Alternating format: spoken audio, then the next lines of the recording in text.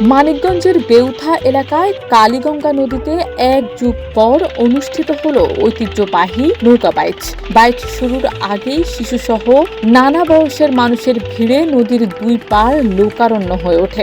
দীর্ঘ প্রতীক্ষার পর এই আয়োজন দেখতে জেলার বাইরে থেকেও হাজারো মানুষ এসে ভিড় জমায়।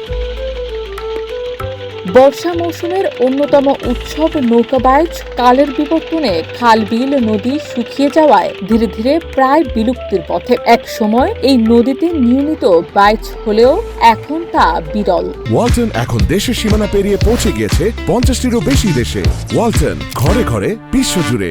আয়োজনে 32টি নৌকা, ছিপা, ছান্দি, ঘাসি ও খেলনা জাতের নৌকা বিভাগে প্রতিযোগিতায় অংশগ্রহণ করে। বই পত্রিকা থেকে এই বাংলার ঐতিহ্যের কথা জানলেও সরাসরি দেখার সুযোগ পায়নি বর্তমান প্রজন্ম। তাই তো প্রথমবারের মতো এই নৌকা বাইচ দেখে অনেকেই হয়েছেন অভিভূত।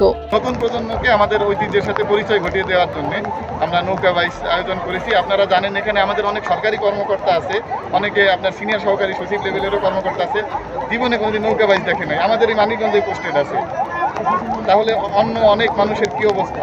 সেই কারণে আমাদের আসলে আয়োজন যে আমাদের আসলে ঐতিহ্যটা কি এবং এই নৌকা বাইচের একটা অর্থনৈতিক গুরুত্ব আছে। আজকে মানিকগঞ্জের অর্থনীতি কিন্তু একটা প্রাণ চাঞ্চল্য পেয়েছে এবং এটা কয়েকদিন ধরে এই চাঞ্চল্যটা আছে এবং থাকবে। গত শনিবার দুপুর 2টায় জেলা প্রশাসনের উদ্যোগে আয়োজিত হয় এই নৌকা বাইচের প্রতিটি বিভাগে প্রথম, দ্বিতীয় ও তৃতীয় স্থান অধিকারকারীদের দেয়া হয় আকর্ষণীয় পুরস্কার, আর চ্যাম্পিয়ন্স অফ চ্যাম্পিয়ন্স পুরস্কার হিসেবে দেয়া হয় একটি মোটরসাইকেল, যা জিতে নেয় পাবনার শেরেবাংলা চিপা নৌকা। এছাড়াও অংশগ্রহণকারী প্রতিটি নৌকাকে দেয়া হয় ট্রফি।